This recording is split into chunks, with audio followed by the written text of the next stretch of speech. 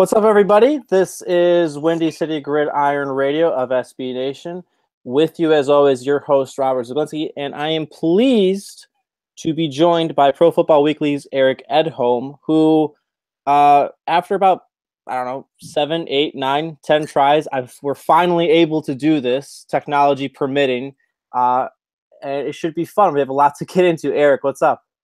Yeah, I like to play hard to get. That's my thing. So, that's make you wait for it, kind of get the saliva building up a little and until I deliver, and then you're thoroughly underwhelmed.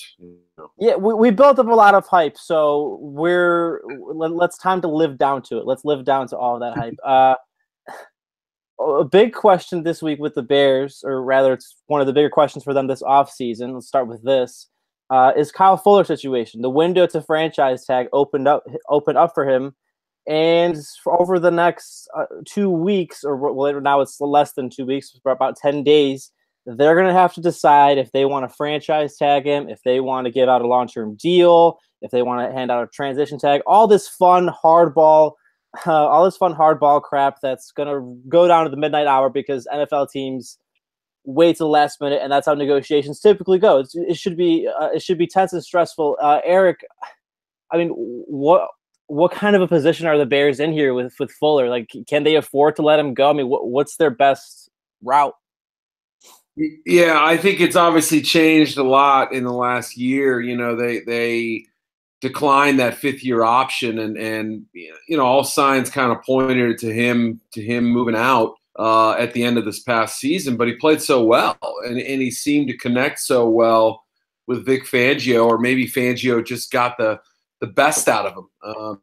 Fangio obviously had kind of called out his effort and put his feet to the fire a little bit, and whatever it was, Fuller played his best ball this year. Now, granted, I'm sure some of that was with a contract in the back of his mind and knowing that he was entering this sort of flashpoint season. But, it's a crucial decision. There's no question about it. The franchise tag, I believe, is in play.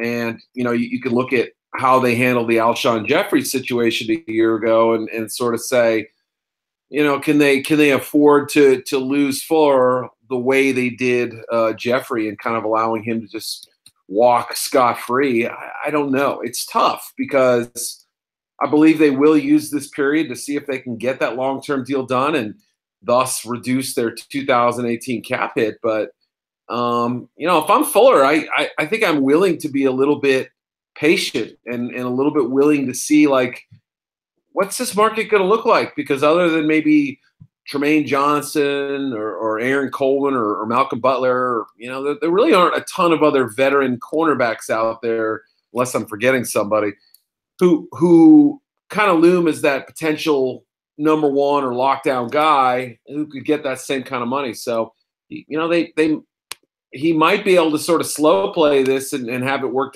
out well for him. Yeah, I talked about it earlier this week. He's kind of already. There's a little bit an echo there. For him, the negotiations are done for him. He knows that the Bears can't really let him walk. Right. And I mean, I've talked about it at length. Not only this week, they're kind of in that window to win. If they think Mitch Trubisky is anything, if their contending window is over the next 4 years while he's at his cheapest on his contract, they can't let him leave. I think it's a little different from the Jeffrey situation. I think in that it's more of the first stage of Jeffrey. Is Jeffrey receiving the tag in 2016 as opposed to 2017, but it's still in the same mold. I mean, everything's on the lap of Ryan Pace, essentially. Yeah, I think you're right about that, and that's a good point. Comparing more 2016 to last year as far as Jeffrey's concerned, and I think we are putting Trubisky in the best situation possible, and surrounding him with talent and all that, and that's absolutely true to point out. But that also includes retaining a defense that by the end of the season you have to say was the team's strength. That this is a group that statistically ranked in the top 10 in some categories, a little more improvement needed in others, but you don't bring back Vic Fangio and make that big pitch to keep him if you don't think you're pretty darn close to having something fairly special or really strong at the very worst on that side of the ball. And that is going to help Trubisky. That is going to put the offense in good positions. And so, yeah, all of that goes into it. You know, the fact that they have two other cornerbacks, set for free agency too, Amukamara, I know Callahan's restricted, but bless you. But, yeah, that compounds the situation. So I think that the need is pretty high to use this window to try to work something out long term. Short of that, tag Fuller. Make sure you've got him on your roster this year. I don't necessarily disagree, but could you elaborate on that Fangio factor? Because he did kind of rip Fuller, and a lot of people thought that would have spelt the end of Fuller's time in Chicago. But now I've seen a lot of people have gone the opposite end to where his relationship will probably be the primary reason that Fuller elects to come back or comes back in general. So can you? I think you're right. Yeah, no, I mean, and that's sort of the allure of Vic Fangio. I mean, it's so interesting because, you know, if you spend 5 minutes talking to him, he's a cut and dry, black and white kind of guy. As old school as it gets. Yeah, old school. I mean, you either can play or you can't. You're either available or you're not, you know. And I mean, as, I don't know, sort of hard line as that can be, he gets results. He makes improvements year to year. He can get the best out of a unit. He can also coax a player to give maximum effort when he hadn't previously done so. So, yeah, I think there may have been a distrust between the two, whether it was more Fangio of Fuller or the opposite, I don't know. You know, and who knows? Maybe Kyle Fuller would love to play somewhere else, but his options can be severely limited. And I think there is more appeal for him to play for Fangio now than there was 1 year ago.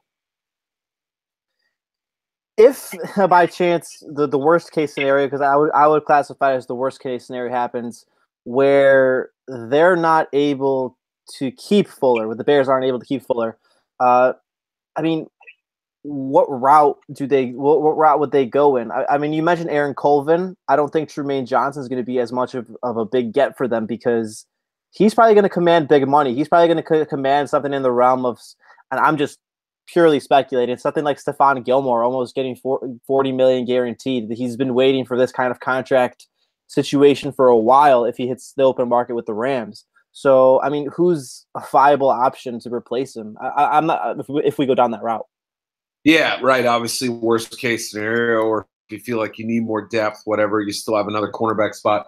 I've always said that, you know, the 8th pick in the draft has to be at least one route to consider, whether it's Denzel Ward or somebody else, if you like them that well enough to pick in that spot. So, yeah, I think that's one option. You know, the veteran class, like I said, I don't think offers a ton of appealing names. A lot of guys who will probably be considered, you know, top cornerbacks or anything close to number one guys. So it's not the most appealing group we've ever seen. I mean, that's the issue right there. Rashaan Melvin is somebody who also has been kind of mentioned as a possibility, or you can keep Amukamara and then, you know, continue to bolster through the draft. So there are ways to do it, but that to me only makes it more likely that the Bears would do whatever they can to A, first sign him up to a long-term deal, but B, you know, short of that, B, tag him and then get him to play on the 1-year tender, which would be expensive, but doable, I think. So in your best fortune-telling, purely speculative way yourself, I think you just kind of alluded to it, what's your gut feeling what happens with Fuller? Where does he end up and what are the terms? Yeah, I think what happens is they're not able to get a deal done prior to him being tagged. And then, you know, they'll spend until, July 15th or 16th, whatever the date is, in order to get that long-term deal done. They'll take that time to try to get something done. I go back to the table. It'll depend what happens on the draft. Obviously, that'll maybe have a slight impact on their plans and that sort of thing. I assume they'll tender Callahan at some level. You know, we'll find out too. So, and then what happens with Amakamara. But yeah, I mean, big picture, I think they failed to get an extension done. Could they? Sure, but I think they failed to. They tag him and then kind of readdress it in the summer and use up to that mid-July negotiation window to get a deal done for the long term.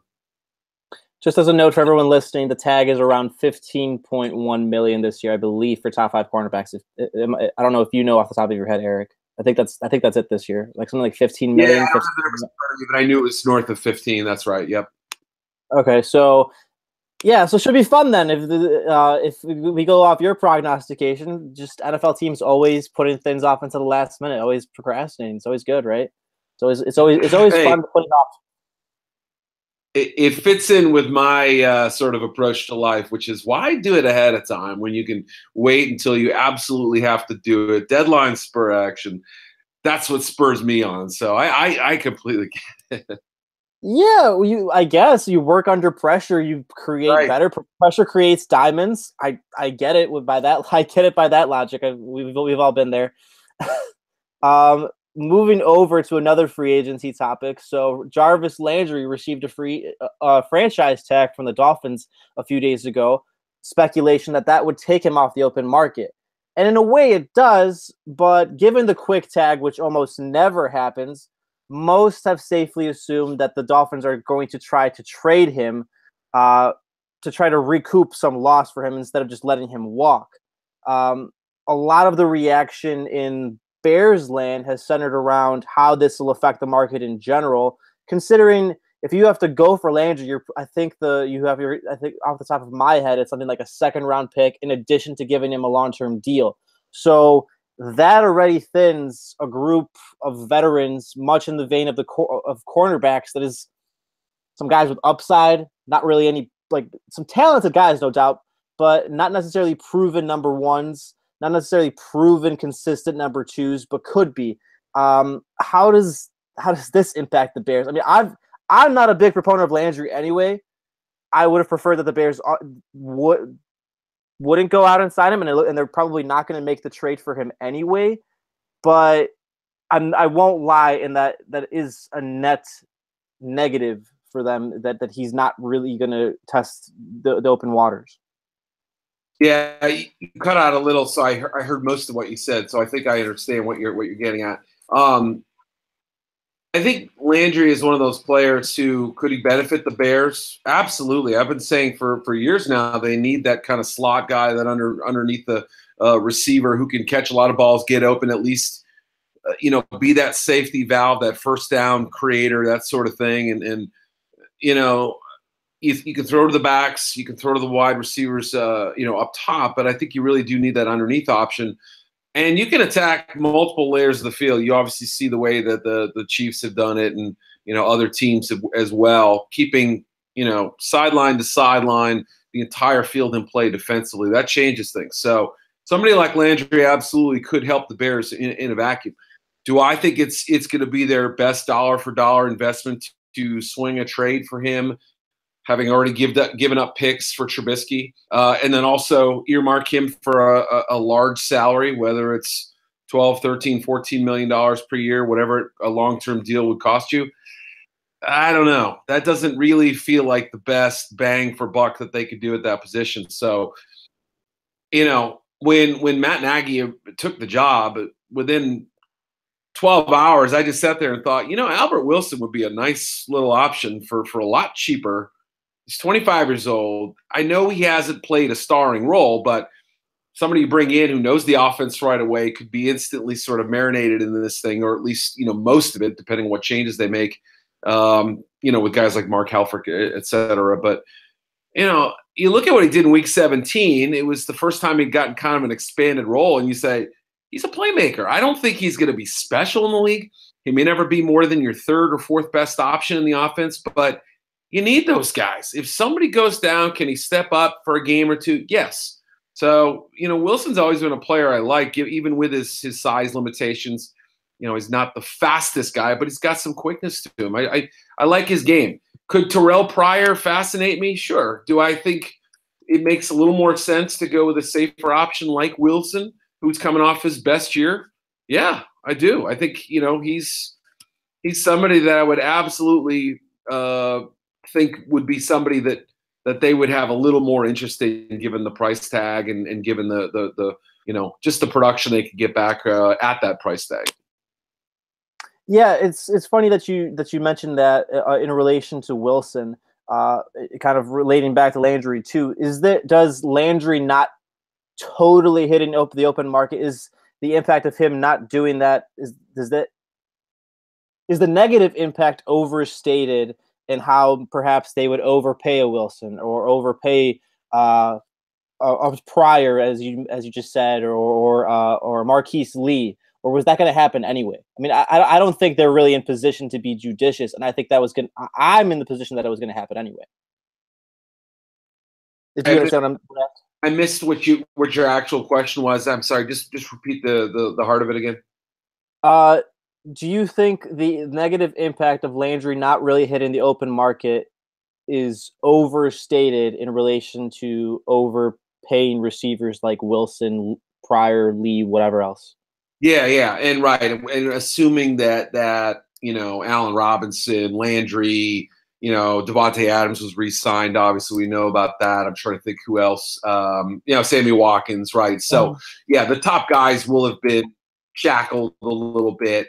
Somebody probably will overpay for Dante Moncrief on potential. You've got there could be intrigue in John Brown. So there's still some players. So I think beyond the top ones who are not likely to switch teams, Pryor obviously has some intrigue as well.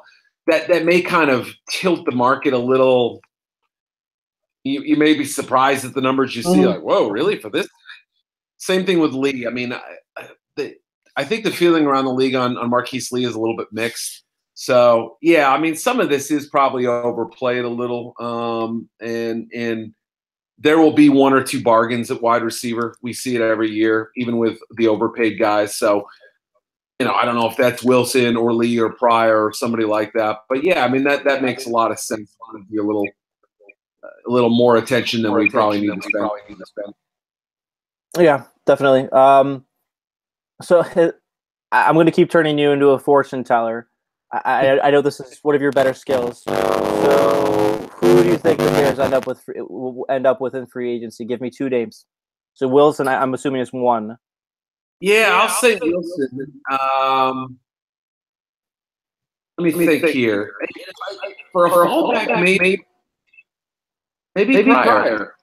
You think Pryor? Maybe that I would come up with. I know it's maybe skill set wise a little closer to your Cam Meredith, Kevin White guy. So I kind of hesitate a little. Obviously, he's big and he's fast, and last year completely, twisted our heads about what he can and can't do. I mean, he's just you have to look at his 2016 tape and think, okay, there's the player he can be. And for some reason, whatever it was, the Redskins just didn't know how to use him properly. Kirk Cousins didn't trust him, whatever it is. But that's the player who I still wouldn't look past. And if it's April 1st and he hasn't signed somewhere, and people are saying, well, he's almost 30 years old, or I think he's going to be 29 this year. Maybe that the buzz is a little low. Then I could possibly see the Bears getting involved. And I think the draft obviously will be a route that they consider as well. And they're not, at any rate, they're not really in a position to be judicious. I mean, they're going to have to invest in either of those routes. Like they're not in position to bargain bin shop. They're not in position to wait until the 5th round or 6th round or something in the draft. So I think we can expect a full overhaul as to what that entails, as to whether that's Wilson and Pryor. We'll probably see later on. Let's move over to the combine. So this will be a lengthier segment. There's a lot of invites list. There's a lot of guys that have a lot to prove. We'll focus primarily on players that might be Bears fits or according to positions they need. So the first guy that needs to have a big week in Indianapolis that I centered in on, he started off the year with a lot of hype. He's a pass rusher. A little bit of an awkward, lanky build. I think you know who I'm building up towards. Arden Key. What has to kind of happen for him in Indy, and Does he put himself back on the map with a big week, like in the top 15? I've seen him mocked later on. Yeah. It's a good question. I think there's a feeling of maybe a little distrust with Arden Key right now, given kind of his injury issues are one thing. He'd been away from the team for a spell where no one really kind of knew what his plans were.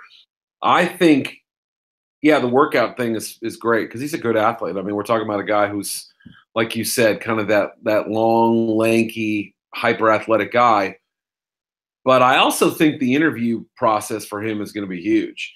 Sitting down in a room for 15 minutes with a team and getting grilled about, hey, are you committed? Can you be somebody that we could trust? And not just those open-ended questions, too, very specific ones about, what happened at LSU and what's the story? Are we going to be willing to invest in you after we leave this meeting? So I think that part of the process is going to be huge for him. He's a really bendy edge guy, flexible, long-limbed. There's traits that you get excited about. Could he be that Leonard Floyd-ish player? Maybe. But I also worry about accountability and the lack of consistent production in that big 2016 season. Yeah, you mentioned him as Leonard Floyd. The thing that's the comparison a lot of people have thrown out with him.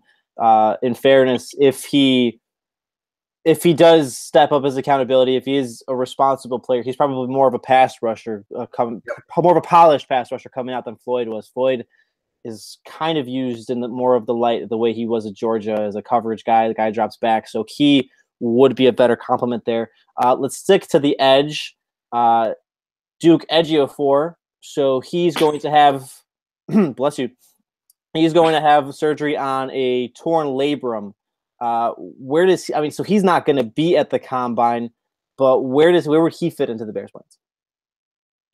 Yeah, you're right. I mean, the timing of the surgery is very interesting. It's similar to Takk McKinley, although McKinley worked out at delayed his surgery until after he worked out, put on a good workout, and said, I'm going to be ready to go when this surgery is done. And he was, to his credit, by the end of the year, I noticed him flash for the Falcons more than Vic Beasley did as a pass rusher. So, that worked out for him. I suspect that Duke's going to end up being, if he tests out medically well and goes back to the Indy recheck in April and, teams feel comfortable with him, probably I guess I'll say a top 75 pick, meaning. So day 2, day 3. Yeah, mid second to early fourth, maybe at the latest. Could he slip into the fourth if teams are a little concerned about his schedule? Yeah, I mean, again, he's a player who, a little bit inconsistent in terms of production, but I like the player, and the injury is a big concern. But the athletic limitations, I think, at times have been a concern scouting wise with him. I haven't done a ton of work on him, but I know his game. He's fun to watch, and I think some team will fall in love with him. So I suspect that he'll be a day 2 pick, but it'll maybe be on the later side of day 2. It's a shame, since he's a day 2 pick, that we won't get a super emotional moment where, like Takk McKinley, he comes out with a portrait of his grandma or grandpa, and right. It's a real shame. I have to lament that loss that we're not getting, just for pure entertainment factor of a guy realizing his dream. So. That hits me right here. I know, right? And Baker Mayfield's not going to be at the draft either. And I would love to see what he would do on that stage. I feel like there would be some kind of celebratory moment. So we're going to miss out on a couple of these guys, I think. Not enough showmanship. Not enough guys living up to the faces they're going to be. Really got to regret that. Another guy that he'll be at the combine. That doesn't have a position, which is kind of what throws his evaluation off. But he's getting a lot of hype as a top 10 pick right now. He's been mocked to the Bears aplenty. One of my favorite prospects, because I think he's a perfect fit for Vic Fangio's defense, Tremaine Edmunds. Let's talk about him. I think with him, I'm going to predict that he tests off the chart at the combine and might even put himself out of Chicago's reach. Yeah, I mean, people are just so enamored with what he could be. And we're talking about a player who, on draft weekend, believe it or not, he will be 19 years old. Yeah. And you just don't you don't see that very often. 20 is usually the limit. So he'll be a 20-year-old rookie who, took big strides this past season. I think that was an exciting thing that, people saw that the tackles for loss, the impact plays, the better recognition skills. And this is a player that I really hadn't done a lot of work on until the last month or so. And even then, I still have more to do. If you see the growth from 2016, even though the stats weren't that big a difference, I know he had more sacks, but the growth playing-wise between just talking to some people at Virginia Tech, who I know pretty well, where he was at in 16 to where he became in 17, from ages 18 to 19, and then project that forward and think, okay, what's he going to be from to his rookie year? And then furthermore, really, this is a player you're thinking about more for 2019. I don't expect him to step in and be a 16-game starter from Jump Street. There's a lot of processing that's going to happen in his head. I'm not saying he's not mentally capable. I'm just saying that he might be best suited to be in a part-time role as a rookie and then just be unleashed in year two. Maybe that's a little more old school thinking. Maybe I'm misreading it a little bit. But you're absolutely right that people are just sort of fascinated at what this. He has octopus arms. I've been watching him a lot over the last week. He has octopus arms, Eric. And he's just so long and freakishly explosive. I think he'll have a tendency to overrun plays and doesn't read his keys well as a linebacker all the time. But the tools are there.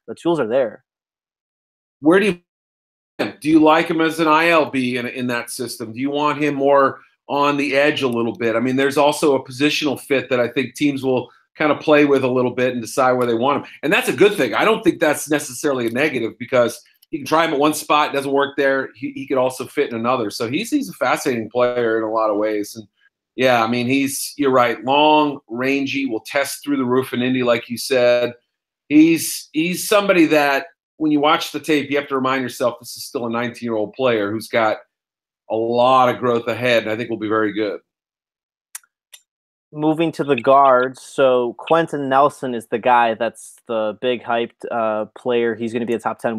I think most people know what he offers. He's a day one starter, but there's still a very good guard class, especially at the top. Let's talk Will Hernandez first. If say the Bears don't address this in free agency, he's probably a guy that's going to be available on day 2, early second round. What do you think of him?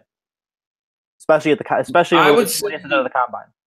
Yeah, I mean, massive, big power blocker, looked the part in one-on-one drills. Showed enough lateral movement ability that I saw in person at the Senior Bowl to make me think, wow, he's really good. He looks like a top 40 pick to me. He looks like the kind of guy you can pencil in day one if you have that kind of offense. Do I suspect that maybe Georgia's Isaiah Wynn is a little better of a fit for them?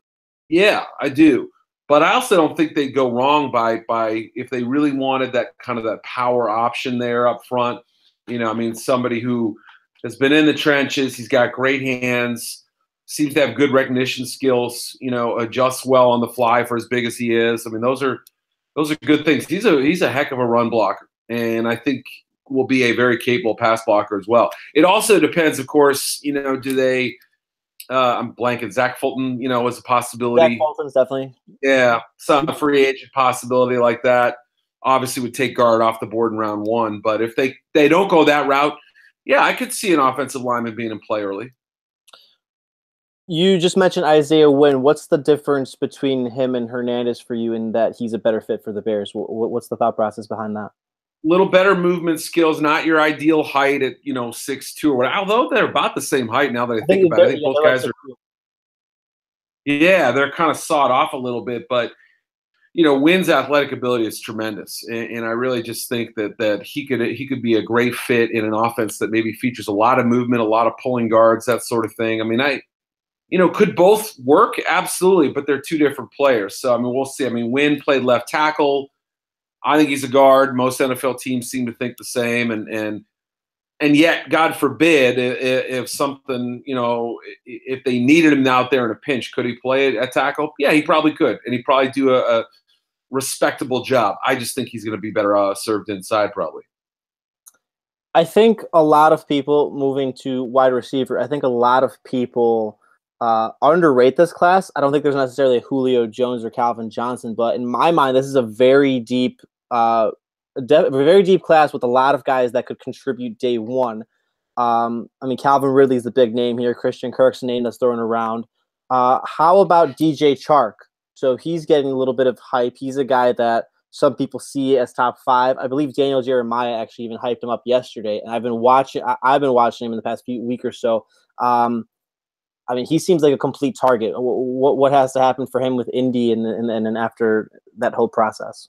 Yeah, I should maybe readdress the tape on Chark, and you see the big flash play. I think his first touch in college football was like an end around for about 80 yards, but he didn't impress me. His separation ability in Mobile.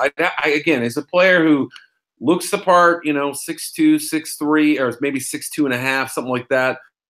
213 pounds, just sort of your classic Z receiver or something. But I just wasn't blown away. And I think overall this class is deep, but maybe not. Actually, I don't think Chark is that big now that I think about it. I think he was more in the maybe 195, 200 range now that I think about it. 6'4", 198. 6'4", 198 officially, I believe. Okay. The listed weight. We'll see at the combine. Right. But it is a deep class where, you have somebody like, anywhere from the big, long guys like, Jaleel Scott and Simi Cobbs and those type of dudes to like the smaller, quicker guys like Christian Kirk. And you have all types. I don't think, like you said, there's any kind of Julio type of player in there. I don't even know if there's a true number one. I love Calvin Ridley. I think he's a really good player. I don't know that he's going to be the kind of guy the defense is schemed to take away every single week. Yeah, I'm not. That said, there are a lot of I'm not as high on him as a lot of people seem to. I think he is the number one, but I see a lot of traits that would probably have him more as a Robin than a Batman. So where a lot of people will still have him mock him in the top 10 or project him as a top 15 pick. For me, if you draft a receiver that high, he has to be a Batman. He has to be the lead dog, and I don't think Ridley is that in an NFL offense. So I think for the Bears, especially, someone else in this deep class presents a better value. What about Dante Pettis? So he's one of the more underrated names. What are your thoughts on him?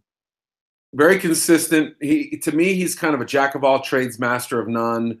Very experienced. He's got the kick return ability. Obviously, we know, Cohen could be special in that regard too. But, I like having two options there too. And it's always good to have multiple returners if you can. Obviously, that's not the reason you potentially draft him in the top 50 or something like that. But I think he's a second round, third round pick, something like that. And, some people have said maybe late first. I think he's really good. And I think he could be a nice player in the NFL. I mean, you look just at his touchdown production the last 2 years has been very high for a player who doesn't have massive measurables. He's got some yard after the catch ability as well. Can't wait to see what he runs. If he's sub 4.4, that maybe changes the narrative a little bit because some people say his time speed and his football speed will be very close. So that's good. If that's the case, maybe we're underrating him a little bit. So yeah, Pettis is a nice player. So even with all the, Jake Browning's consistencies, he produced and did a really nice job up there. I'm not sure if the Bears necessarily address this in the draft, but a third running back, creating a stable with Jordan Howard and Tariq Cohen, who in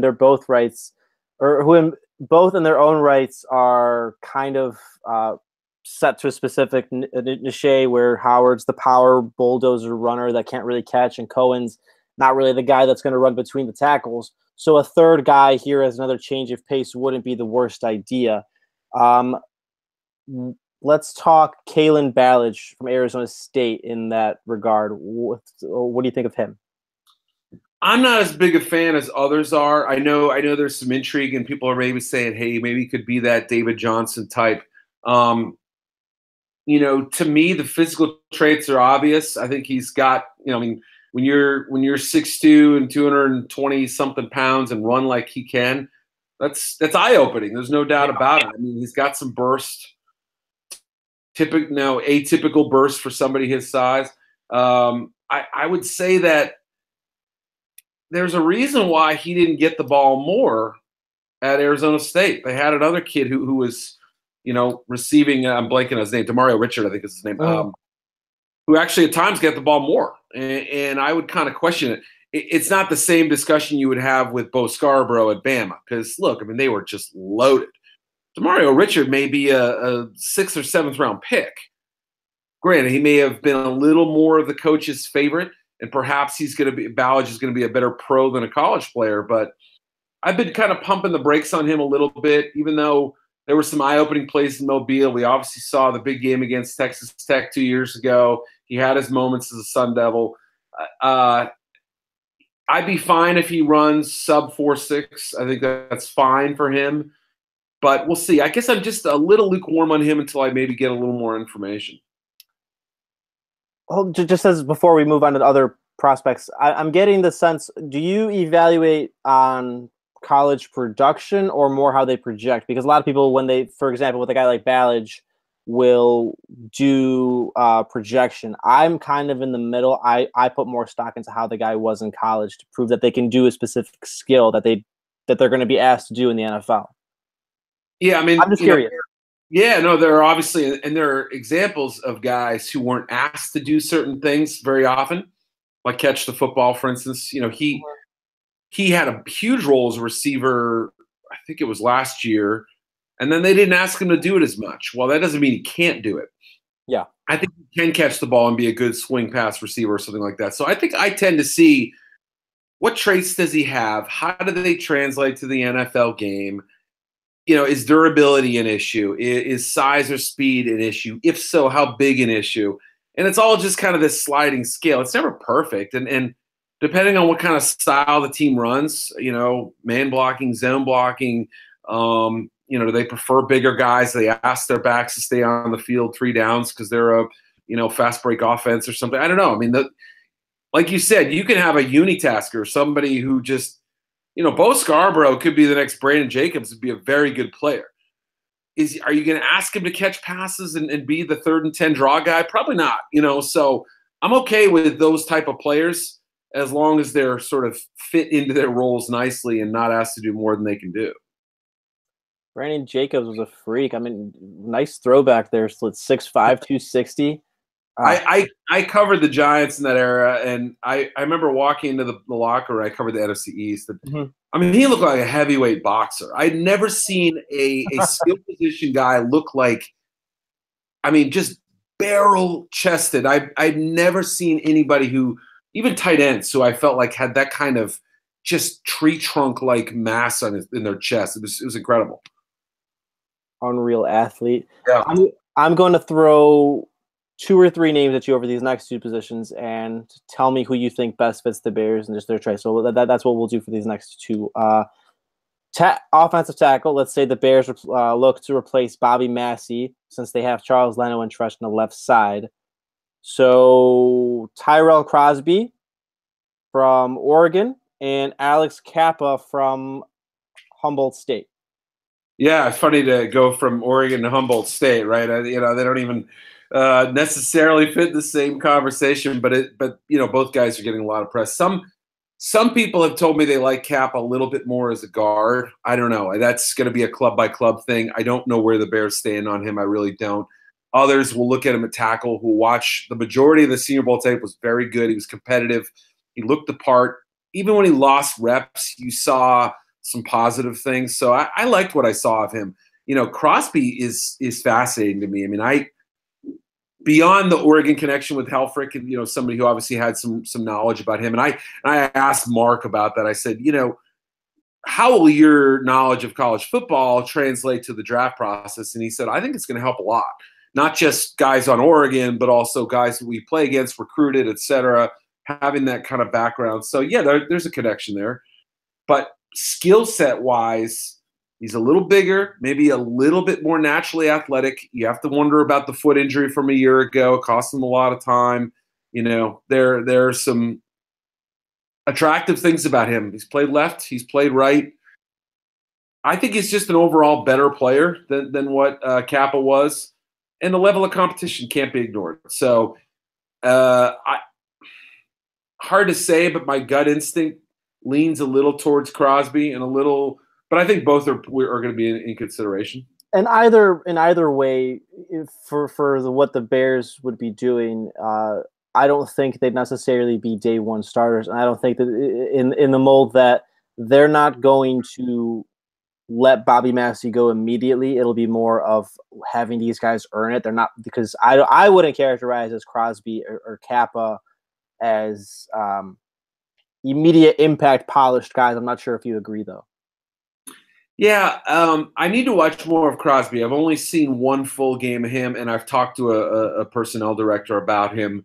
You know, it's an ongoing process. So, you know, have guys stepped up from lower levels than Humboldt State, and yeah, I mean, Ali Marpet, you know, went from Division III to starting in the NFC South. I mean, he was, you know, going up against Gerald McCoy in practice, and he did a good job of it. He was respectful, you know, respectable is what I meant to say as a rookie, and very good last year. So, you know, the level of competition is only an issue for certain type of players. But yeah, I mean, you know, in the perfect world, these are all going to be players who start next year outside of your number 8 pick.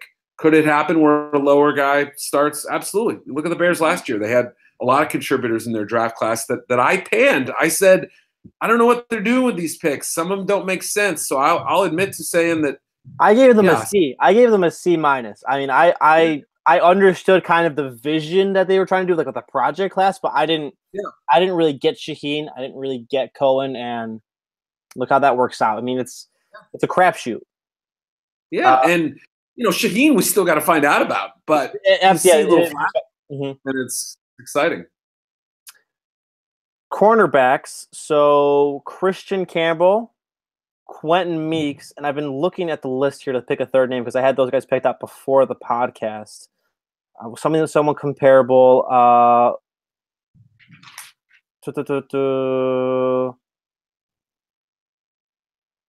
From Alabama, what's the guy that wasn't a starter until this year? Levi. I know. I seem very knowledgeable right now. Levi. No. Levi Wallace from Alabama. Yeah. So Levi Wallace, Quentin Meeks, Christian Campbell. Quentin Meeks and Christian Campbell's Stanford teammates. Yeah. No, I mean, I don't know enough about Campbell. Trying to think what I've been able to gather on some of the other guys. I wish I had my notes in front of me, but Quentin Meeks is a player that I talked to an area scout about, a West Coast guy who really thinks that, you know, with his length, even though his production was limited, I think he only had like 5 or 6 picks in 3 years, really long arms. So another combine guy, you know, depending on how he runs, if he's around 4 or 5, he'll probably vault around just by that alone. I know guys typically don't go up that high, but when you start seeing, you know, a third-year player who started and played a lot with that kind of length, played against some good skill position guys out west, comes from a respectable coaching staff in Stanford. I know other Stanford DBs, they've had some hits, they've had some misses, but I like him a lot. So I'd have to do a little more work on the other guys, but Levi Wallace, I mean, I don't know what to make of him. He's a terrific story, you know. Obviously, just walk on and then not starting. Yeah, I mean, yeah. You love hearing those types of stories. Super competitive, made plays this past year, has good height mass. The body mass is not quite where you want it, but and I wonder, can he get any bigger? Probably not, but the kind of guy who probably will have a 10-year NFL career doing something, you know, reserve DB, you know, special teamer at the worst. So I like him, and I think he'll end up being a later pick, like a day 3 pick. But, you know, you're never bad having a lot of guys like that on your roster. Campbell, I need to do a little more work on probably. Going to put you on the spot once again. So someone we haven't talked about that could have a big week at Indy that will rise up the boards in general, not necessarily limited to the Bears. Yeah, I think Harold Landry can remind people of what he was a year ago, which was I was shocked he didn't come out, and I know some people on the BC staff, and I think they were a little surprised too. And I remember talking to John Johnson, the Rams rookie safety, about it, and he said we all thought he was gone, and he had a 15 sack season, and last year didn't pan out the way he had hoped, and he was banged up a little bit. His production didn't come on till late, so Harold Landry, I think in some of the positional drills, the three cone, the L drill, whatever you call it, short shuttle, those sorts of things, maybe even the 40, vertical leap, horizontal leap, all that stuff. He can remind people of how explosive he is. To me, he's the best pure pass rush in the draft. And I know people say Bradley Chubb is. To me, Chubb is a great all-around player who can rush the passer. To me, he's a little more, let me think of a good example, but he's like a 3-4 I know what you're trying to do. Like a Sheldon Richardson? No, not like like a Muhammad Wilkerson. Harold Landry, you mean? Yeah. No. Bradley Chubb. Oh, you're on Landry. Go ahead. Right. Sorry, I got confused there. Yeah. Chubb he's got the bulk and he can rush the edge and he's got but Harold Landry to me might be the more electric. Go back and watch his tape from last year; it's incredible. So that's just off the top of my head. Somebody, Derwin James, the safety, could probably put on a freak show as well. And there are other guys that I'm probably not thinking about, but those are pretty good. If Saquon Barkley works out, he's going to be a freak. So other guys, those are just a couple off the top of my head. What you mean, Reggie Bush 2.0? No, I'm kidding. Could be, man. Could be. So let's wrap up with the combine. Eric, I didn't really want to do this, but I have to note that Mizzou basketball is struggling, and I'm sorry, but I have to because I'm a Loyola guy, and we're on the brink of going to the tournament, provided we win our conference tournament. So I just have to note this, because I always see you tweeting about it. I want you. How frustrated has this year been? I'm not trying to rub it in. Oh, no. The year has been exciting. I mean, this has been the best Mizzou basketball season in terms of hype that we've had in a long, long time. Now, obviously, losing Michael Porter Jr. 2 minutes into the season wasn't exactly how I had it drawn up in my head.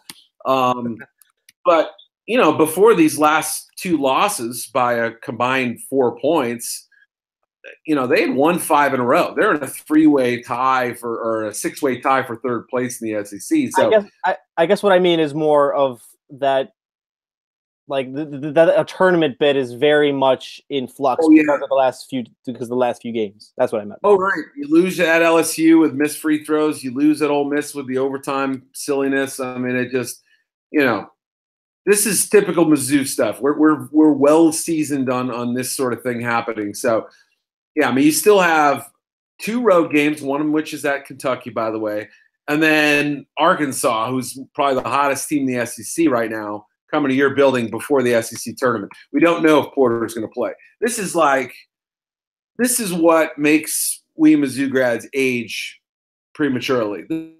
This is what makes us have ulcers and stomach issues. I mean, this is really what it's all about right here.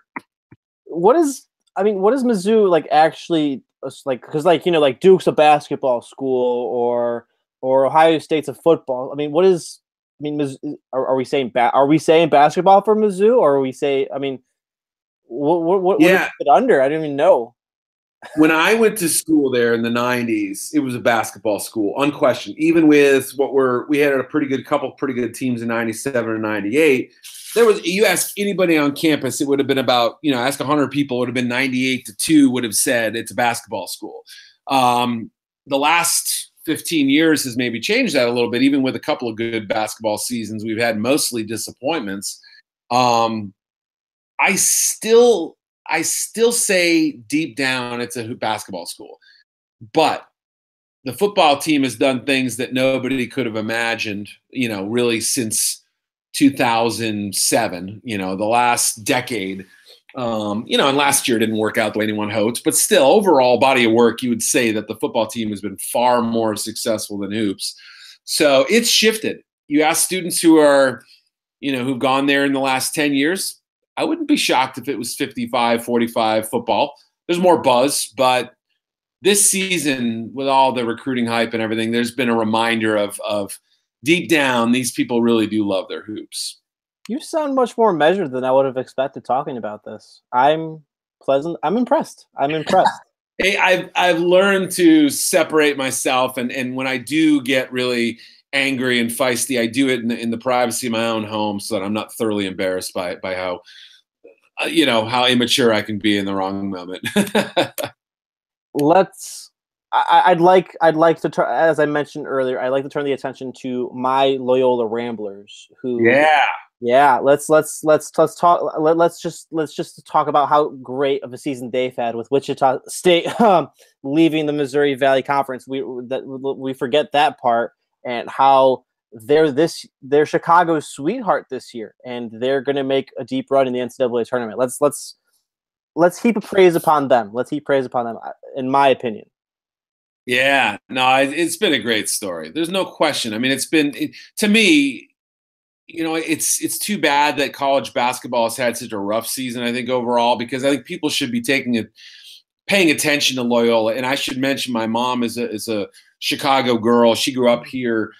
She went to Loyola games back in the 60s, back when they were great. That was in their heyday or whatever. But what Porter Moser's done, I think, has been super impressive. And the fact that people are just now starting to kind of wake up and realize, holy crap, they're 24-5 or whatever they are now. I don't even know the official record. But yeah, I mean, at SIU, taking care of business against lesser teams, beating some good teams, we're beyond just thinking of them as, okay, well, maybe they're the 12 seed who pulls the upset, blah, blah, blah. Who knows? Could they get to the second weekend, especially if, controversy hits with one of these big teams? Yeah. You never know, man. You never know. Oops. Sorry about that. No worries. My fault. Yeah, so it's exciting. I'll be pulling for them as long as they're not in Mizzou's bracket. Yeah. As long as they're not in Mizzou. Well, if Mizzou gets in, Eric, gets in, to be honest, for like us, for like as alums and students that have gone there, it's like we're not used to having much of any relevant athletics, and then this year comes around like, oh, okay, there's like kind of a reason to pay attention to them or maybe make it out to a game, like. So, I mean, for us, it's separate. I'm like you, we're still separating fandom, but you get a little excited and you're happy if, like you just said, when we get to the second weekend. If you get to the second weekend, if you win a game, if you get into the tournament, there weren't that many high expectations to begin with. So they're a nice little fun surprise there. Yeah, I mean, I'm all for them. I admittedly didn't get hip to them until about mid-January, late January. I think they had at that point had ripped off 8 of 9 or whatever it was. I think they lost was it the Bradley game or something? But and then all of a sudden this thing. I mean, it's been great. It's been so fun to watch them, and everyone knows Porter Moser can coach, and people were hopeful that it could turn around, but nobody was realistically sort of projecting big things. But now here they are, and it's great. And we'll see. The MVC is still a plucky little conference. You still got to give it some respect. Don't do that. It is, man. I used to go to that tournament, and I lived in St. Louis for a while, and I went to the Missouri Valley tournament 2 years in a row, actually, and covered it one year, and then went to it as a fan the next. So I always enjoyed it. It was good hoops that week. It was good fun 4 days right there. That was a much more optimistic and less nihilistic conversation than I expected. Okay. I'm a guest coming in soft, Yeah, no, it's nice. It's nice. So that should just about wrap up this episode of WCG Radio, everyone. Eric, thanks for hopping on. You can follow Eric on Twitter at Eric_Edholm. He writes for Pro Football Weekly. He covers everyone, so I had him on as a Bears guest and fits for them in the Combine, but he covers everyone. He does great work. Follow him there and check out his work at Pro Football Weekly. Follow me on Twitter at Robert Zaglinski. Follow Windy City Gridiron at WC Gridiron. And keep an eye out on all of our free agency previews up and coming over the next few weeks as we get into the full swing of the offseason. And as the draft ramps up next week with the combine. Until then, stay classy, everybody.